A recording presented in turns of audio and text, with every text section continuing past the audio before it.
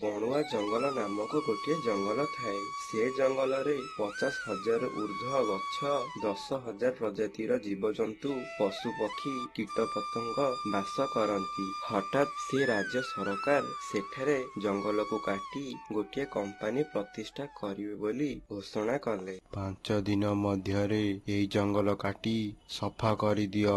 Sir, ଦିନ ବେଳେ ଗଛ କଟା ହେଇପାରିବ ନାହିଁ। ଆଖପାଖ ଗାଁର ଲୋକମାନେ ଏହି ଜଙ୍ଗଲକୁ କାଟିବା ପାଇଁ ବିରୋଧ କରୁଛନ୍ତି। ଆଚ୍ଛା, ତାମାନେ ତମେ ରାତିରେ ଜଙ୍ଗଲ କାଟିଦିଅ। ଏହି କଥା ଗୁଡ଼ିକୁ ବିଲୁଆ ଶୁଣିନିଏ। ସେ ସମସ୍ତଙ୍କୁ ଯାଇ କୁହେ। ଜଙ୍ଗଲରେ ଗୋଟିଏ ଦୁଃଖର ମାହୋଲ ଖେଳିଯାଏ। ବିଲୁଆ, ଯଦି ତୋ କଥା ସତ, ତାମାନେ ଆମେ ଆଜି ରାତିରେ ଆମ ଜଙ୍ଗଲକୁ ବଞ୍ଚେଇବା ପାଇଁ ସେମାନଙ୍କ ସହ ଏକଜୁଟ ହୋଇ ଲଢ଼ିବା। ଆଉ ହଁ, ଏଇ ଲଢ଼େଇରେ ଜୀବନ ମଧ୍ୟ ଯାଇପାରେ। ସିଂହଙ୍କ କଥାରେ ସମସ୍ତେ ସହମତ ଥିଲେ। ରାତି ହେଲା। ବୁଲଡୋଜର ନେଇ ଲୋକମାନେ ଜଙ୍ଗଲ କାଟିବାକୁ ଆରମ୍ଭ କରିଦେଲେ। ଜଙ୍ଗଲ ଜୀବଜନ୍ତୁମାନେ ସେମାନଙ୍କୁ ରୋକିବାକୁ ଚେଷ୍ଟା କଲେ। ଯେମିତିକି ସାପ ବୁଲଡୋଜର ସାମ୍ନାରେ ଠିଆ ହୋଇଯାଏ, କିନ୍ତୁ ବୁଲଡୋଜର ସାପ ଉପରେ ଚଢ଼େଇ ଦିଅନ୍ତି। ପକ୍ଷୀମାନେ ନିଜ ଥଣ୍ଟରେ ଖୁମ୍ପିବାକୁ ଚେଷ୍ଟା କରନ୍ତି, କିନ୍ତୁ କାଚରେ ବାଡ଼େଇ ହୋଇ ତଳେ ପଡ଼ିଯାନ୍ତି।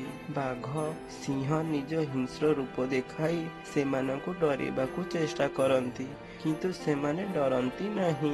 ମୟୂର ଜୋର ଜୋର କରି କାନ୍ଦନ୍ତି, ଯେମିତିକି ସେ କହୁଛନ୍ତି, ଆମ ଜଙ୍ଗଲକୁ କାଟନି, ଆମେ ତମର କଣ କ୍ଷତି କରୁଛୁ, ଆମକୁ ବଞ୍ଚିବାକୁ ଦିଅ। ଦେଖୁ ଦେଖୁ ହଜାର ହଜାର ଗଛ କାଟି ଦିଆଯାଏ। ମୟୂର, ବାଘ, ସିଂହ, ହରିଣ, ସାପ, ବିଲୁଆ, ଭାଲୁ, ହାତୀ ଇତ୍ୟାଦି ଅସଂଖ୍ୟ ନିରୀହ ଜୀବଜନ୍ତୁମାନେ ଗଛ କାଟିବାରୁ ତାଙ୍କର ମୃତ୍ୟୁ ହୋଇଯାଏ। ଆଉ କେତେକ ଜୀବଜନ୍ତୁମାନେ ଜଙ୍ଗଲରୁ ସହରକୁ ଦୌଡ଼ି ଦୌଡ଼ି ପଳାନ୍ତି। ଏହି ସବୁ ଘଟଣା ଗୁଡ଼ିକ ଗଣମାଧ୍ୟମରେ ପ୍ରସାରିତ ହେଲା। କିଏ ଟିଭିରେ ତ କିଏ ମୋବାଇଲରେ ଦେଖନ୍ତି। ସମସ୍ତଙ୍କ ପାଖରେ ଏହି ଖବର ପହଞ୍ଚିଲା।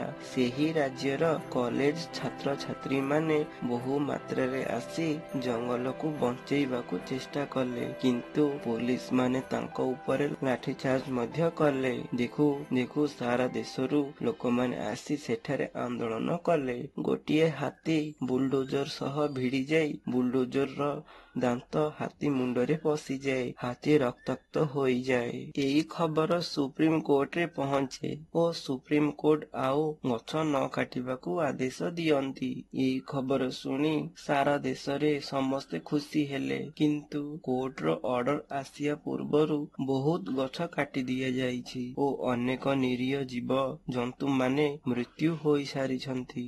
ଆରେ ଏ ମଣିଷ, ନିଜର ଲୋଭ ପାଇଁ ତମେ ଯେମିତି ପ୍ରକୃତି ସହ ଖେଳିଲା, ହଜାର ହଜାର ନିରୀହ ଜୀବଜନ୍ତୁଙ୍କ ଜୀବନ ନେଲ। ମନେ ରଖ, ପ୍ରକୃତି ତମକୁ ନିଶ୍ଚିନ୍ତ ଦଣ୍ଡ ଦେବ।